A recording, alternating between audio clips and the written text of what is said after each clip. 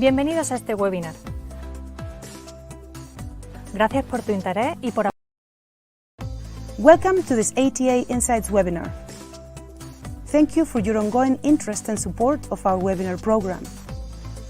Today's session will begin in 2 minutes.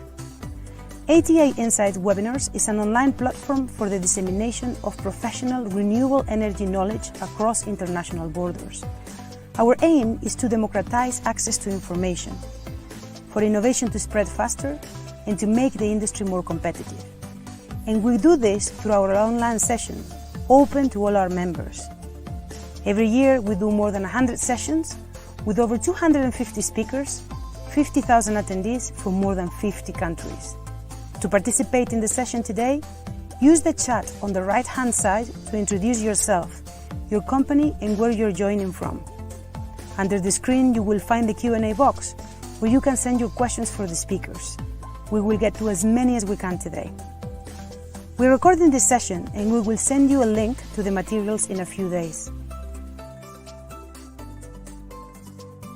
Please consider supporting our content creation for the webinar program. Contact us on the email on screen.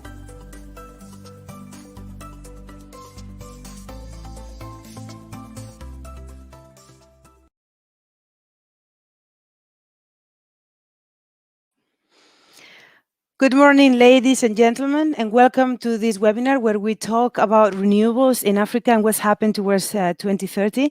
And today with me speaking, I'd like to introduce you to Osaruji, who is going to be one of our speakers. Osaruji, I've unmuted your microphone. If you could please introduce yourself.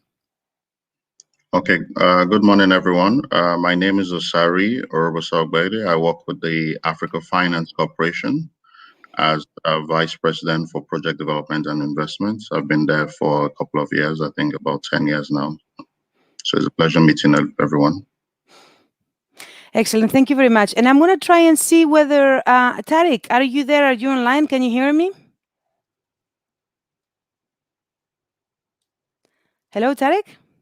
Unfortunately, we're still working on getting Tariq on the microphone. So essentially today is going to be really simple. We are going to hear first from Osari, and he's going to give you his presentation. Then we're going to move on to Tariq, providing that, we're having a few technical issues to connect him, but hopefully we'll be able to connect him in due course. And then after that, we'll take some questions. So you can send questions from the first minute if you like. Just use the box, the chat that you have on the side and underneath, and I'll be monitoring that. Osari, if you want to share your presentation, we can get started. And please don't hold back on the questions. And in the meanwhile, we're going to try and work out how to get Tariq into the stream as well.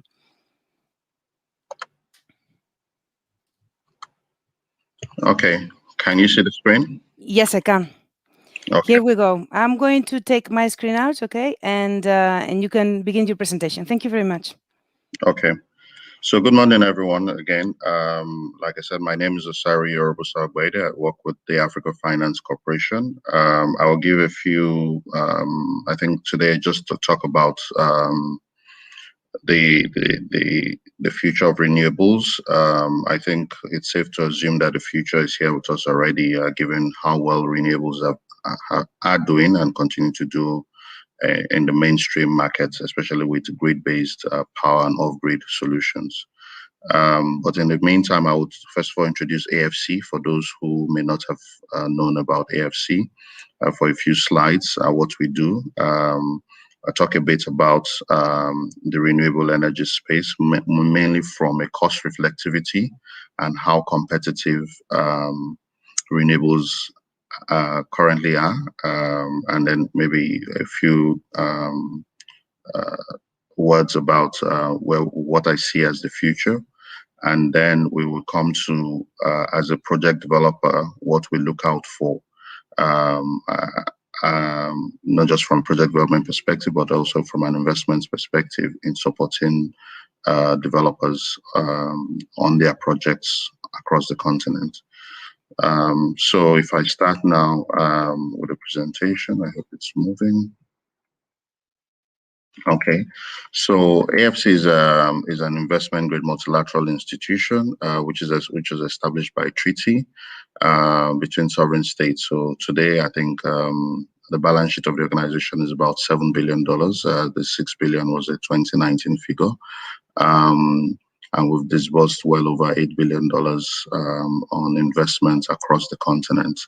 Our mandate is Pan-African, even though we operate from one office in Lagos, and we've made investments in about 32 countries. We do have a unique structure in which that we have both private ownership as well as member countries.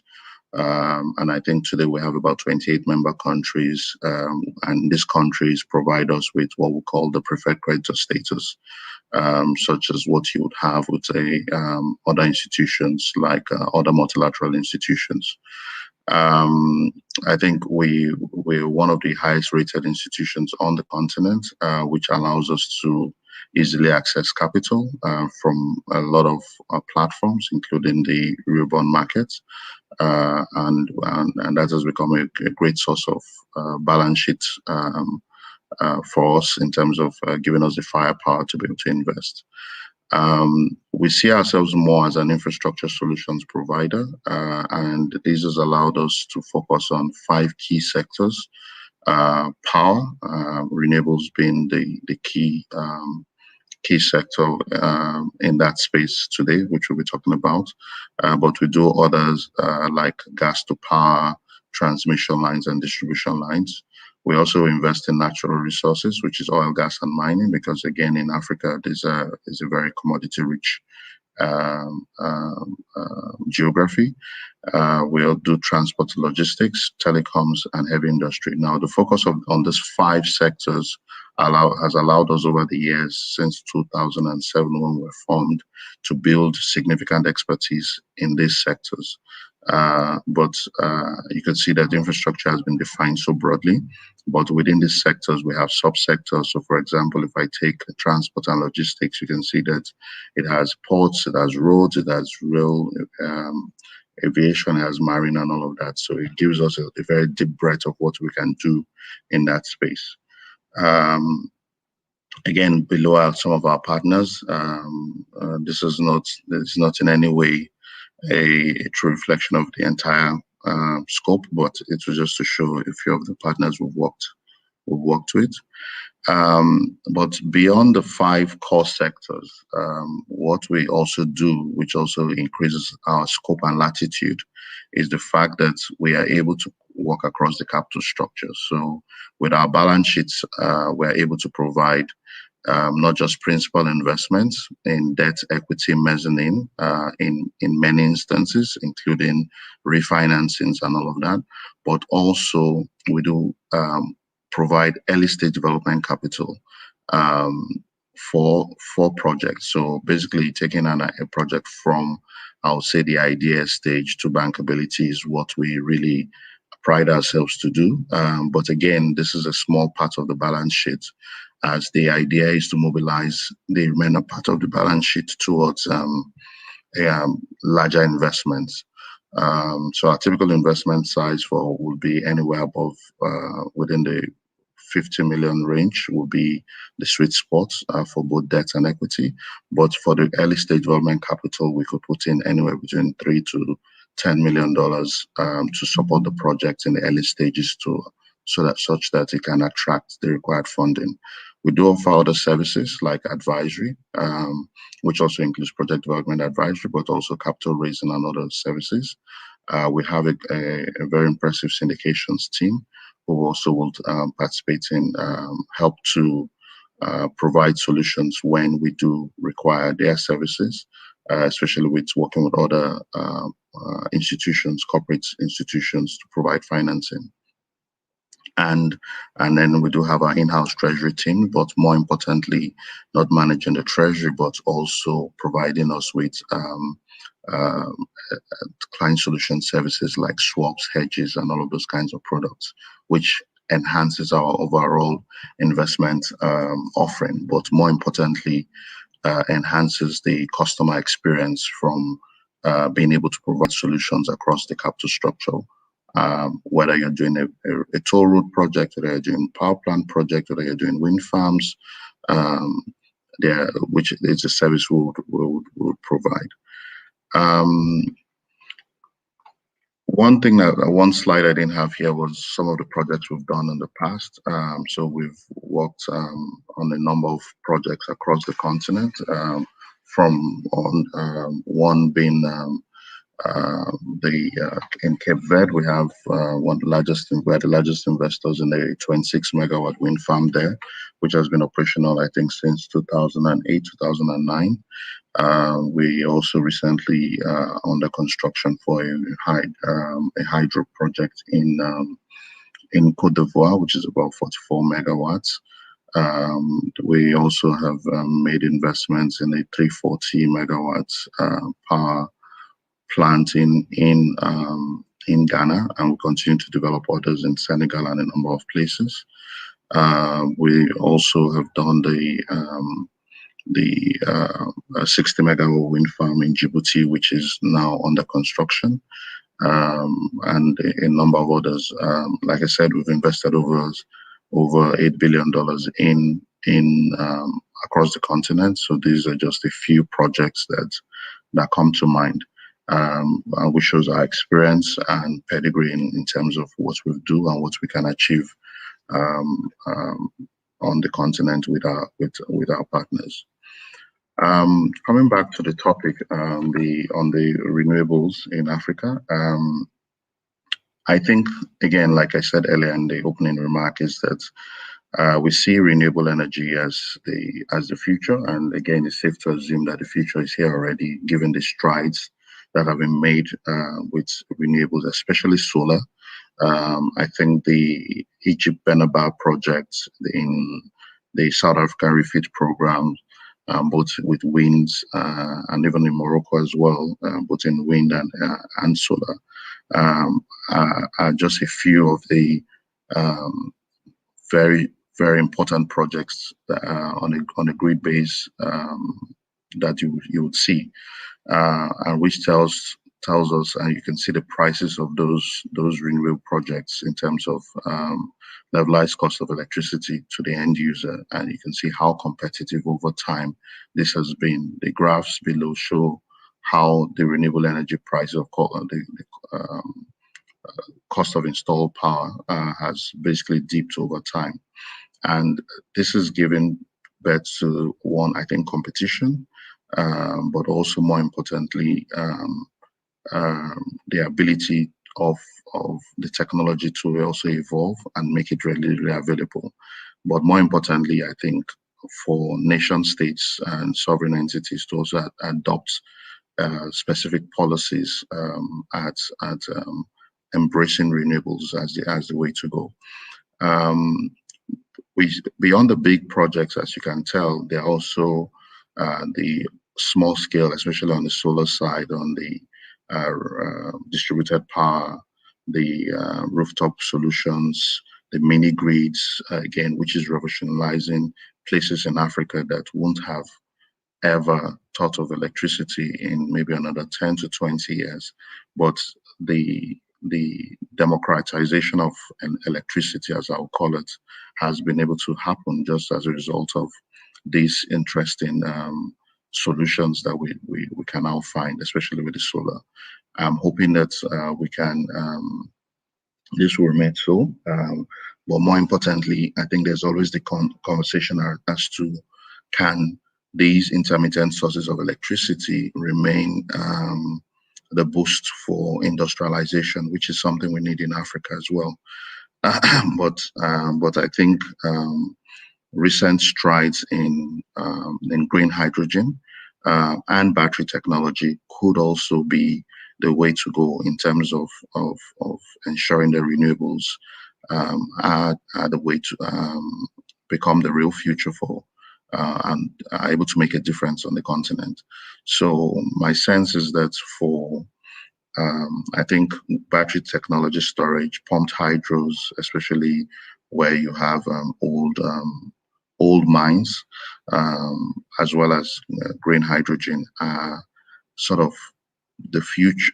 I would say the future, because again, if you talk about solar PVs and hydropower or wind. I would say that those already are already here with us, especially on the continent. We just need to dig deeper and ensure that we can deploy. But in terms of these new technologies, I see areas that are landlocked that need baseload power to be able to adopt these technologies as a means to make progress. Again, on a utility scale basis, we now see renewables beating traditional or conventional sources of generation, which is also quite interesting. I have seen that happen in my own career in the space of 5-6 years, where wind energy, for example, was very difficult to compete. In also in our engagements with the technology providers, I think one of the biggest issues we do have with this intermittent source of energy is that beyond the storage is that you require some sort of, especially for grid-based solutions, is that you require some sort of base load on which they could operate. And this has limited how well wind energy and solar or renewables in general, maybe except hydro, could be integrated into many grids, and it remains a challenge. So that's something I see a lot of R&D still going into, in terms of how do you allow a wind farm start off and be able to directly provide electricity to a grid without having the necessary reference frequency and voltage on the grid to be able to participate. Those are things I'm sure over time will become available in the market. Also, I think, like I said earlier, I think competition has driven prices down in terms of solar PVs, whether onshore wind and offshore wind. I think also we look forward to seeing more, if any, offshore wind projects on the continent. But I think Africa has enough land mass already to be able to harness onshore. But I think the next way to go will be offshore as well, to also help in improving the contribution of renewables to the grid. I don't know how much time I still have left, but that said,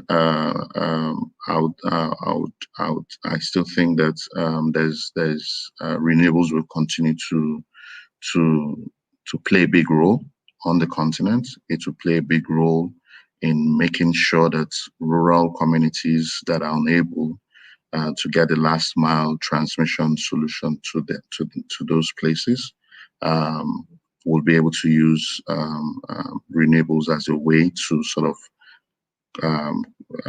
change the living experiences and the quality of life of people in these communities. On the last slide I have, which talks about project development at AFC.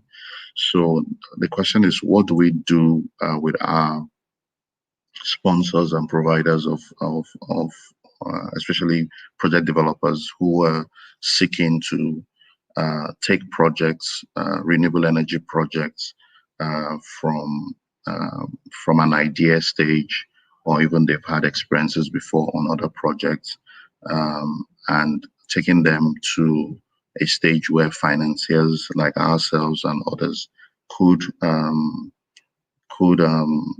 make an investment. And like I said earlier, we do provide early stage development capital to these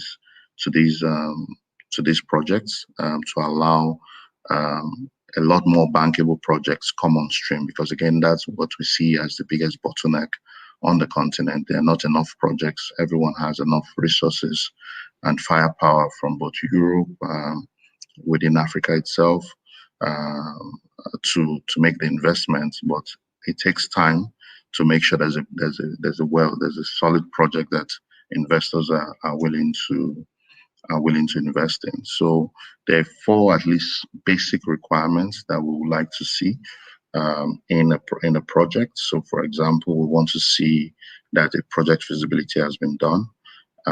This, or at the very minimum, a pre-feasibility, which sort of establishes that the project is at least viable in the particular jurisdiction that's been intended. And I think that's where we start from. What that also does is that it also establishes the resources. So from whether it's the irradiation level, whether it's wind data, at least it gives us a basic platform to assess, okay, what scale or magnitude can this project be? And then we go on to requiring at least the sponsors having some sort of track record and experience. But in a case where they don't have the direct, maybe an ex-banker or someone who's seen a number of projects but has never run a wind farm, has become more entrepreneurial and trying his hands on a new opportunity, we will not deter them, but we would encourage them to have like a proper suite of advisors who will support them in that process. And so the sponsor track record is beefed up with a suite of advisors, and we would pay for those advisors as part of the development cost to ensure that the right set of people with the right expertise and experience are on the project. We also will look at this stage, look at what the development budget and I would say the work plan. There must be a clear understanding of what it takes to develop a project and how much it's going to cost, so that everyone at the beginning understands that this will is what is required. We usually tell investors that, and I think that's something that most people don't pay attention to, is that preparing a project to the stage where investors are willing to make an investment costs you easily anywhere between 5 to 10% of the total project cost. Depends on the size of the project. The larger, the lower that number should be. And so people don't, most investors or most developers tend not to pay a lot of attention to that. And you end up spending 3, 4, 5 years trying to pull resources together and bootstrap the development of a project. And you start wondering, I've not started the project itself, and I'm easily out of pocket of $500,000 or $1 million already. Is because people don't pay attention to this from the beginning, because it costs money to do that. It costs money to have good lawyers to draft your documents. It costs money to engage with the off-taker.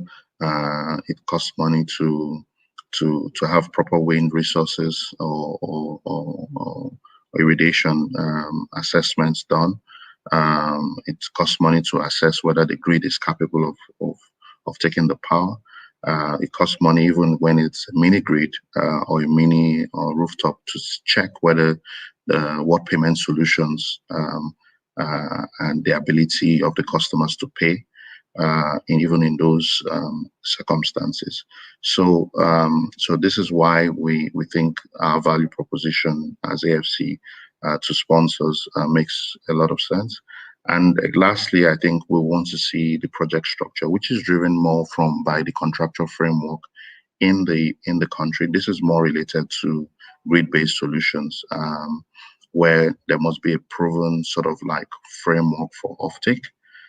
So if you bring a project where the market has not been liberalized for private power providers, then the project is dead on arrival, because you want to see the policy and regulatory framework that would house your project and allow for your project to be successful.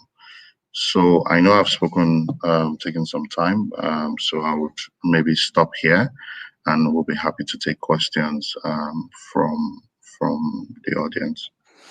Thank you very much. This was a very, very good presentation, and you've gone through so much, through technology, through projects. I think you raised some interesting issues also about how projects, need to be set up in order for them to be successful. I have a bunch of questions for you, but if you like, we'll take them to the end. We're going to allow now Tariq to come in. Hi, Tariq. Okay. How are you? Hi, Belen. Thank you very much. Thank you very much. Hi, Sami. Thank you for this excellent presentation. It's very interesting. Yeah, it was really good, and I hope like a lot of the things that you said, about the different technologies that I've been look into, and the projects that are developing. I hope they come to pass. So, Tariq, have you got your presentation for us? If you like, Osari, I'm going to take you off now to the background, and we're going to allow Tariq to give his presentation, and then we'll go with the questions. And for the people, I can see there are people in a lot of people in YouTube, but also we have a lot of people in the main room. Please send your questions. Don't be shy. Use the chat. Use the Q&A if you can, because we're going to try to get to them as soon as we're done. So, Tariq, how are you doing? Yeah, do you see my presentation? Yes, I do. Here we go. Okay, very good. No, I can see. Hang on. No, can you show the presentation instead of the? Yes, share the screen again. Yeah, just pick the presentation and then it'll be fine. Yes, okay. It's already open, but I don't already open. Sorry, If you got it open, just press share, and then it's going to give you the option. Yes.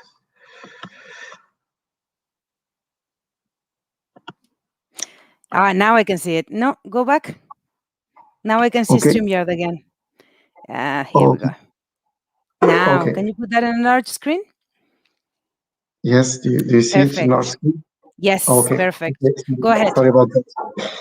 So I'm going to talk about the example of Morocco, and also the experience we have in Africa for the development of renewable energy, and to focus on the three subjects that have to be discussed today.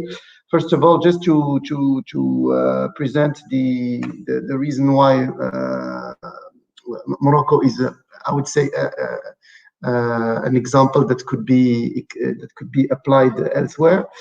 It's Morocco understood by the end of 2008-2009 that considering we had no resources, no oil and gas, that renewables were a good bet, because the prices were starting already to drop, and at the same time most of the energy is imported, so we had a lot of dependency on other countries.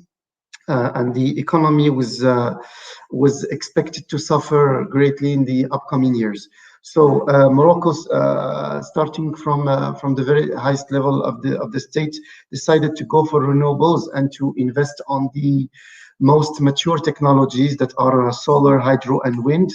Historically, we already had a very big part of hydro because Morocco developed the dams a lot starting from the 1960s. So we had naturally this rate of 28%, and we had to increase it to be more ambitious. So the objective was gradually increased, and now we would like to reach, and we are committed to reach 52% of the energy mix from renewables by 2030. So in order to do this, there are many tools that were implemented in order to reach this ambition. So first of all, there are a lot of, I would say, of institutions that were created, and Mazen plays really a key role. So Mazen, the company I'm working for, is the company that is in charge of creating the complex and big projects in order to reach as quick as possible and in a competitive way these objectives. So Mazen was created by a law, and Mazen is a company that is a private company but financed by the state, and also the shareholders are different institutions from the Moroccan state, including the national utility, the government, the national utility, ONA, and other state institutions.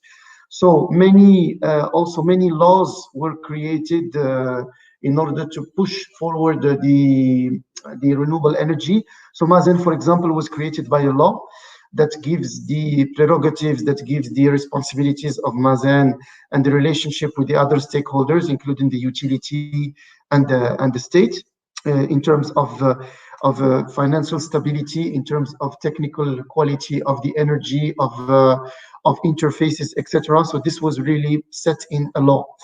There were many laws also in this regulatory framework in Morocco in order to help increase and the investment in the renewable energy. So, for example, energy efficiency there was a law for energy efficiency that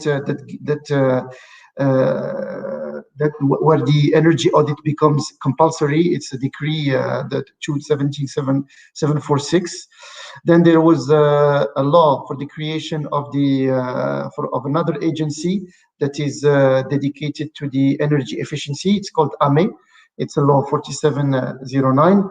There is a law of energy efficiency that really provides a lot of incentives for the companies that invest in the efficiency and the use of small-scale renewable energy. There is a law for the auto production that allows any big company and also the investor that is working with this company to invest in renewable energy and to use all the a part of the excess that could be sold to the utility. And this law has also been extended and to lower voltage, and also to up to 20% of the production of big producers could be sold to the utility today. And also there were some I would say some governance because of this complexity of many new actors, etc. There is the creation of the regulation agency of Morocco. So this is regarding the laws that exist that are there to foster this renewable energy. There are many contractual possibilities in Morocco to work with the renewable energies if you are an investor. So there is the classical PPA, that is in the scope of Mazen, where you sell energy to an off-taker. In that case, Mazen is an off-taker, but is selling also the energy to the utility. It's kind of intermediate because of this structure that was chosen. Sorry. There is also the law 1309 that creates the possibility to have a corporate PPA. So if you are an investor in Morocco and you would like to sell energy to another company, and the resource is somewhere and the client is elsewhere, you can sign a corporate PPA and use the national utility grid and pay kind of fees for the transport of electricity. And there is also another scheme that is the distribution and concession. So many cities today in Morocco have international companies, sometimes national companies, or kind of joint venture that are in charge of the distribution and concession to sell the energy.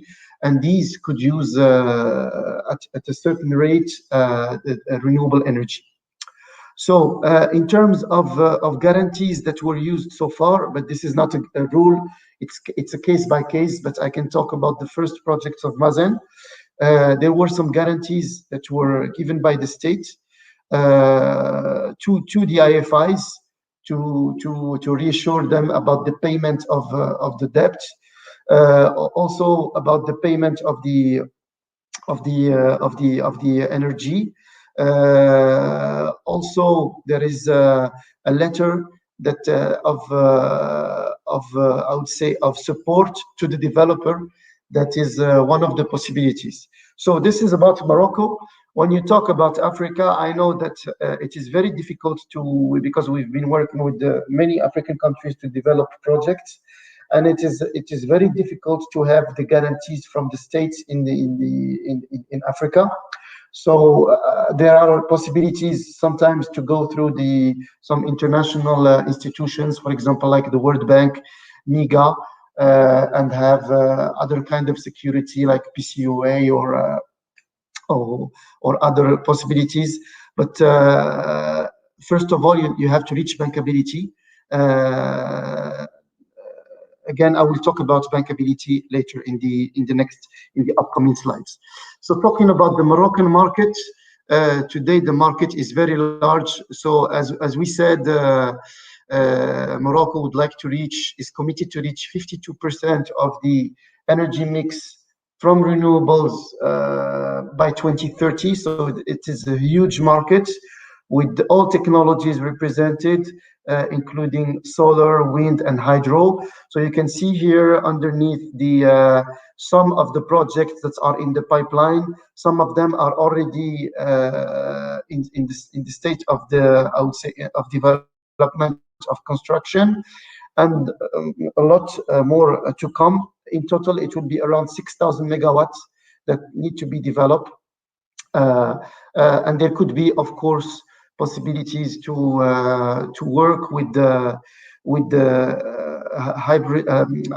hybrid technologies, to mix 2 or 3 technologies, to use storage, to make regulation, etc. But the market is huge, and it's open to encouraging also the international developers and investors.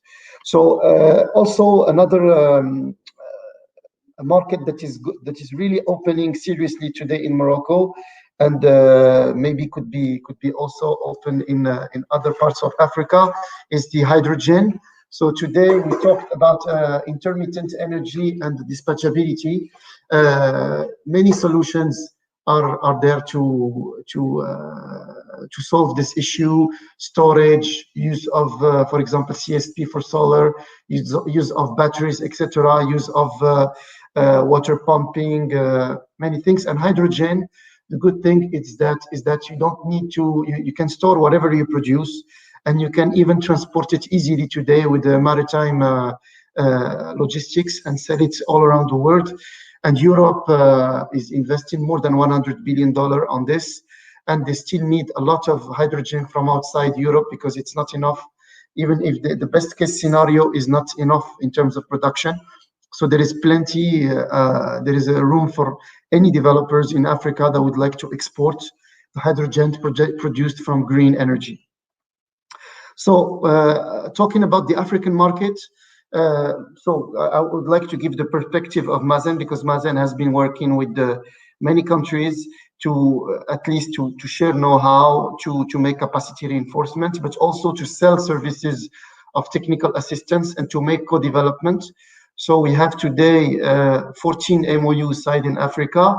We have delivered technical assistance in different fields, in solar and in hydro, in very big complex projects, and also we are co-developing hundreds of megawatts today with Zambia, with ZESCO, and working on other projects of development. So we have a view, I would say, about the African market, also the international market. But in Africa, all technologies are represented, as you can see in the picture. The stakeholders are mainly the ministries of energy. So most of the MOUs and of our clients, I would say, of our partners, are ministries of energy. Sometimes utilities, as in the case of Zambia, we are working with ZESCO, for example. Sometimes we are working with renewable energy agencies. So we have a cooperation, for example, with the renewable energy of Congo. So we are working on a possible technical assistance, and also sometimes with the regulation agencies. So the market is very important. It is growing. Everybody understood that it is interesting, and it could be at any scale, starting from the big projects, 100 megawatts, up to the you can go down to the micro hydro and small scale solar that produces, for example, desalination, water and ice, etc. So the market is very promising. So let's talk about the bankability. This was the third point. So Mazen, in order to make sure that it will get the best deals with the IFIs around the world, so we are working with major institutions today in the world. First thing we do is that we prepare the ground for the bankability. So we make all the studies that are necessary to understand what is the exact evaluation assessment of the resources. Could be solar. I will give the example of solar, but could be wind or hydro. We make the precise studies. I will talk about it in the next slide about the sites to reassure the investor and show that it is safe. The project is safe and then that it will be there will be a return on investment that is interesting. We work with the partners sometimes in Africa to make an overall program and to see what is the best configuration. We did also the same thing in Morocco that is applicable for each site. What are the best technologies? We are working on the mobilization of the fund by discussing many years in advance with the IFIs to understand what are the possibilities of financing and how we could work together, what are the standards, etc. We also make sure to prepare the infrastructure so that the project reduces the risk related to infrastructure and optimizes the costs. And we make all the design of the particular site, of the complexes, and of the installations that are required in general for the project. So, for example, for the solar, what we did in Morocco and what we are working in Africa with some partners to do is to make a global map of the resources. This example is for solar. We did the same for wind.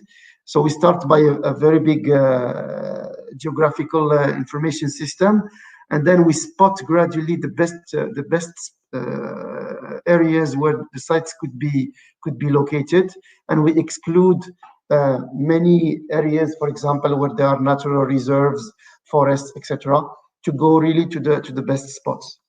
Then we perform the studies. This increases significantly the bankability of the project. Topography, seismicity, water resources. Of course, this is very important for the IFIs, the environment,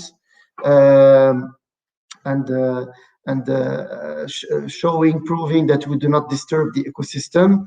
Of course, the sun radiation, the wind radiation, the dust, etc., and also the impact on the social environment of the sites, the waste, and the infrastructures around the site. So in order to make projects bankable, if the infrastructures around the project is good, it makes the project bankable de facto. So Mazen, for example, prepared the road, the water infrastructure, the hydrological infrastructure, electrical, telecommunication, security, etc. And this really provides comfort and visibility for both, for the IFIs and for the potential developers. So also very important to show your partners, the stakeholders, that you are working in a very competitive way to choose the best partners, subcontractors. So the procurement has to be very structured, very clear, and transparent. So it could be a market sounding where you ask the best actors in the market, the major actors, what they could propose, and you can make a kind of best of. Then the pre-qualification process, you need to go through a very precise process and to choose the companies that has most references that are technically competent to do the job, and also to have a framework and documents that are really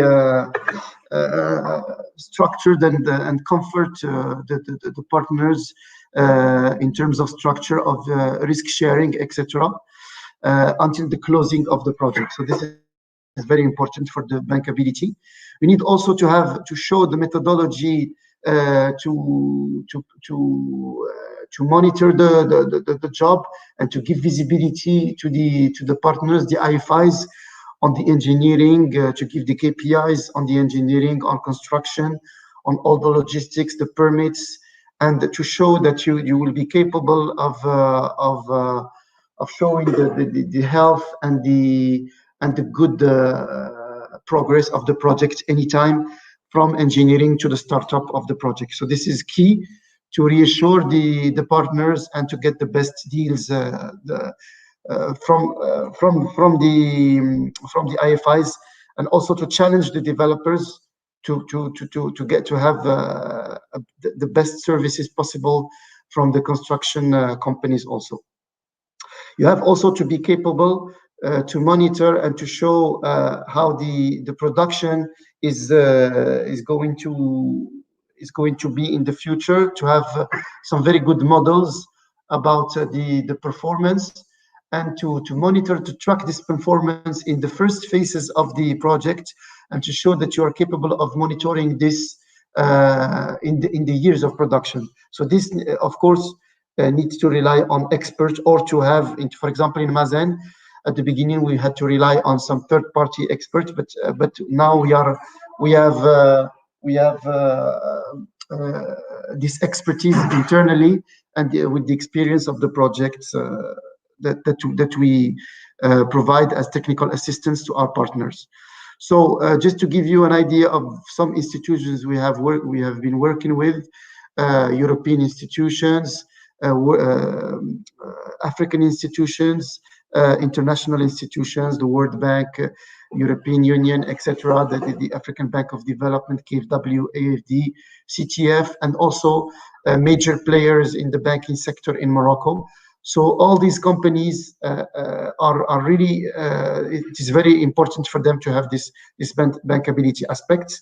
And I will give two examples where Mazen is working on the other side, helping both the countries and the IFIs to have the best projects.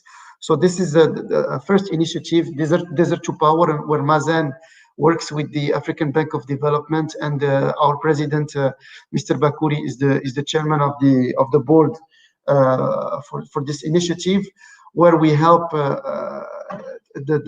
these countries to reach the bankability.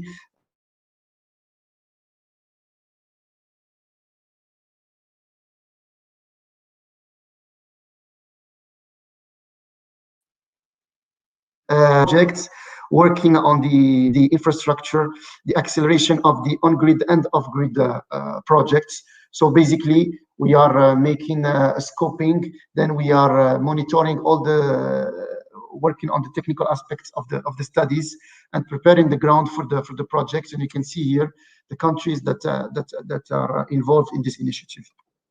And the second example I would like to give is the Islamic Bank of Development. So with the Islamic Bank of Development, we are working together to help many of their beneficiaries around Africa. So basically, there is a first layer of studies where we give a donation from the part of Mazen in terms of hours of work that are given for free to the countries, and the ISDB is providing funds, and together we help the countries reach a visibility at the very beginning of the project. And if there is a green light on this pre-feasibility, due diligence, etc., we can go and give them an assurance for the IFIs that the project is really bankable, and then the actual development can start, and they can start to invest the 5 to 10% Osaru was talking about earlier. So this is an idea to help start up this process that is very cost a lot of money, but that is very important in order to make sure that the project is going to start. So Mazen is a player here on both sides. It is a technical assistance company, and also it provides donation to speed up the process. Thank you. That was all from my side. Thank you. Do not hesitate to ask questions. Thank you. Thank you very much, Tarek. And Osari, are you there? If you're there, then excellent. We can start with the questions. And thank you very much, Tarek. It was very, very, very thorough presentation as well on, the projects. I'd like to ask you something before we start actually with the questions that people sent. I got a sense from both your presentations that at the moment we're having two problems. On the one hand, the fact that there isn't a lot of projects necessarily, but not because is it a problem with demand or with supply is what I'm trying to figure out. Is it because the projects that come through, there is a lot of them, but not all of them are necessarily bankable? What is the issue with the supply and origination of those projects? Would either of you would like to comment on this topic? Happy to look at. Terry, go first. Okay, thank you. My opinion, my personal opinion is that there are plenty of projects, but unfortunately, many of them are not working enough on the bankability, so that they do not make it to the financial close. So the potential is there. It is very interesting. There is also money available somewhere in a lot of institutions that just need visibility and comfort. And if this increases, I'm sure there will be much more projects that will make it to the financial close. I don't know, sorry if you have another opinion. So I think it's along the same lines. I think there are too few projects that meet the requirements of lenders and investors. So there's really a problem on the supply side, which is why I enjoy what I do, to create the supply to meet the demand, because there's a lot of, if you ask most of the financial institutions who do infrastructure or project finance, they tell you they are not able to meet their targets because they cannot find projects to invest in. So it's definitely having ways and mechanisms to support developers to ensure that they understand what is needed to make a project bankable. And bankability, unfortunately, varies from institution to institution. So what may be interesting to one organization as bankable may not, but overall is the allocation of risk in a way, because most of these projects are done on a non-recourse basis. Using project finance structures. So you want a situation where the guy who's best suited to handle the risk is holding it, which is why you want a bankable PPA, you want a bankable EPC, you want bankability all across, and making sure that contractual framework is meeting all the requirements of the lenders and investors. So it's like we're hungry, but the fridge is locked. So exactly. We need the key. I mean, what are the issues though with this? Why are they not bankable? Is it always the same things, or do they vary? What are they missing?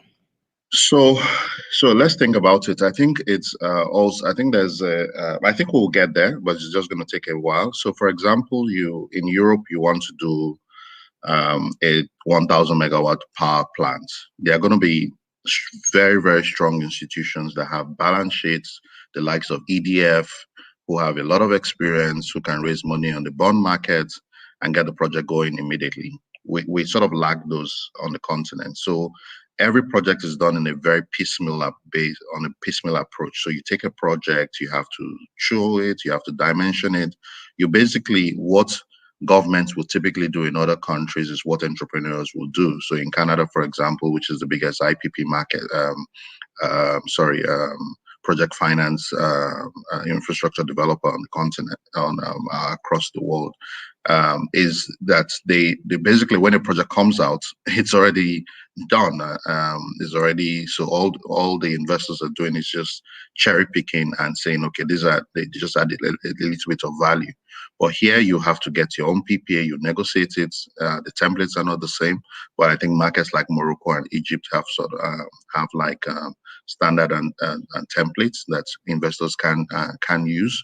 You want a concession agreement with the government. No one has seen one before in many of these countries. The governments also are afraid to enter into those agreements because it's something that they've not done before. So you have to build that capacity with your counterparty to be able to for them to trust you, and that trust, establishing that trust takes sometimes a year or two to even get those projects. Then before you start dealing on the commercial side with the EPC contractor, with the O&M operator and all of that, and bringing those guys on board. So it's quite complex, but I think with capacity building, I think that's one of the initiatives we have with the Africa Infrastructure Developers Association, which is our feeder, is to build that capacity, is to ensure that more developers are speaking to themselves and learning from examples, because again, the continent is very fluid. So one example here can be used in a different market. And again, you can meet the peculiar needs of each of the various stakeholders. Thank you. That makes a lot of sense. And it's a shame, that it's been lost to bureaucracy, essentially, those projects that are so necessary. We have a few questions here from the people, so I'm going to start reading some. One of them says, let's say that renewable energy gets to dominate the energy mix. That I can tell you will happen. It's a matter of when, really, but it will happen because it's cheaper. It's really that simple. What will happen with conventional energy sources that will become obsolete? Do you decommission them, or what do you do with them? It's a bit of like an off topic, but something that may worry people. Tarek, go ahead. Yes, so I think that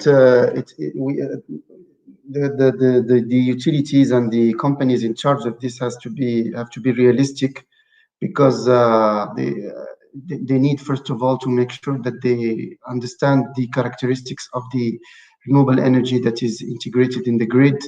Sometimes there is this problem of dispatchability, of intermittence, etc.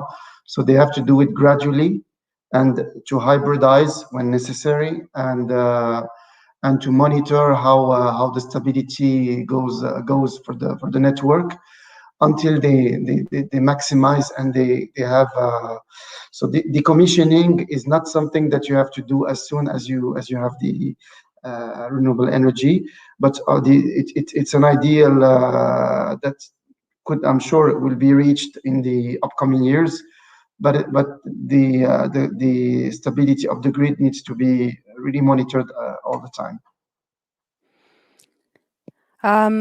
Osari, would you like to add something, or can we move to the next question? No, I think Tariq mentioned it already. I think base load is always important.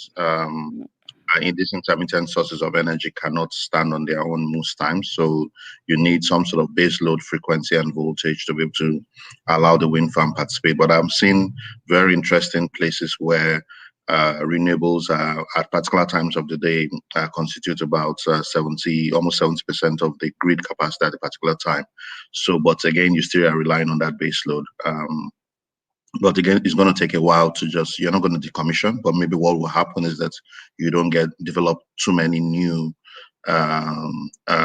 base load or conventional sources of electricity. But it depends on the country, it depends on their needs. If they need industrial, they may have to continue doing so. I think the message here is that we need to start thinking about not just how much energy we need now. We need to think about what resource do we have and how much do we need, and that's the change that we have now to variables rather than one. So to grid operators, it can be a little bit scary because it's a brave new world, as they say. Yeah. Okay, so there's a question here about the AFC, and it says, do you support the development and introduction of non-commercial or pre-competitive technologies? Okay. Pre-competitive technologies, again, as financiers, you always are scared of new technologies. You want a proven technology. It's one of the 101s of project finance. You don't want to be the guinea pig testing it. But I think in new technologies like hydrogen technology, I think there are a lot of backers who are going through that. Also, people like Tesla on the battery technology. So you will not consider those new, but they are new from relative to solar, wind, and all of that. But when it comes to you would want some proof of concept, at least on the technology, so before you can sort of take it on and be able to raise financing on it, especially if it's going to be large scale financing. Yes, you mentioned renewable hydrogen, for example, green hydrogen. You mentioned batteries, and I think that's what prompted the question. Although Mazen knows quite a bit about introducing new technologies and making them bankable. So I have a question here from the KFW. From Frank Detterman, and he asks a really interesting question. I kind of stopped myself from asking it earlier because I thought I was kind of piling onto the same topic. But he says, given the lack of bankability of projects addressed, what is the perception by panel concerning available risk mitigation products in the market, such as, for example, offerings by the African Trade Insurance with the Regional Liquidity Facility and the African Energy Guarantee Facility? So I suppose I'll take the question forward also. Is this enough? What else needs to be done? Where do you see the gaps where we can add value to make sure that those difficulties that the companies are having, are not there, so more projects can come forth? Who wants to? You want to start? Tarek? Sorry, yeah, and then Tarek can take it. Okay.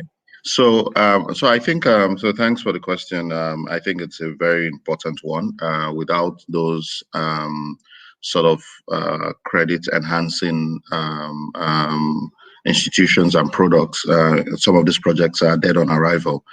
So I think what has been done is helpful, especially on the continent with things like the ATI, MEGA, which Tarek mentioned earlier, to enhance the credit of especially the off-takers. Most of these countries need it because, again, at the end of the day, 90% of your time is that you're basically credit enhancing because the off-taker is weak in many of these countries. So which is why countries like Egypt, Morocco, Senegal, to some extent, are the darlings of investors, and Kenya, because those are proven countries where the IPPs are strong and people just want to make investments there. But for the others, it's quite difficult, or many others, it's quite difficult. So which is why you're spending most of your time. So what more can be done? I think in the area of local currency financing, again, most of the, if you want to take dollar liquidity from international investors is fine, but in order to have cost reflectivity of tariffs and some sort of balanced approach, you may need to be able to raise money in local currency. And I think some of the institutions and markets are deep enough to be able to raise that money locally, but there are not enough products to hedge that risk. So some innovation is required there. But more importantly is that utility, I say situations where utilities also provide you with some sort of like LCs from their local banks, but those utilities don't operate foreign accounts. And most financiers are always making the request that we need an A-rated institution to provide me the LC for that 3 months LC or 6 months LC that is required as a backstop of the obligations of the utility. When the utility tells you, oh, sorry, I don't operate international, I don't have international banking relationships, and all the banks in country are not investment grade. So what do you do? So an enhancement of those LCs or those sort of products also would help and give comfort to more investors, I would say. So I think those are the two areas I would say maybe a bit more is required, but I know there's a lot of thinking going on around this as well. Excellent. Thank you very much, Azari. And Tarek, would you like to add? I think that the beneficiaries, the countries that would like to develop projects, have to be open to any options, particularly when they are not financially strong enough to reassure the IFIs. And there are plenty of, I talked about MEGA, but also a lot of countries come with the kind of package where you have the construction, the investment, and also the export agency that is helping the project. For example, we worked with the REG in Rwanda, and they had a project like this with the Exim Bank, and they came also with the Exim Bank of China, and they came with the state guarantee, with the guarantee on from the export agency. So there are also the green bonds sometimes that could be a part of the financing, and other special financing bonds that you can find. But I think they just need to see what are all the possibilities and to increase the possibility to finance the project and the bankability of the project. Thank you very much, both Tarek and Osari. This has been a great, very, very interesting webinar. I think we've all learned, at the end of the day, the bankability is the key, really.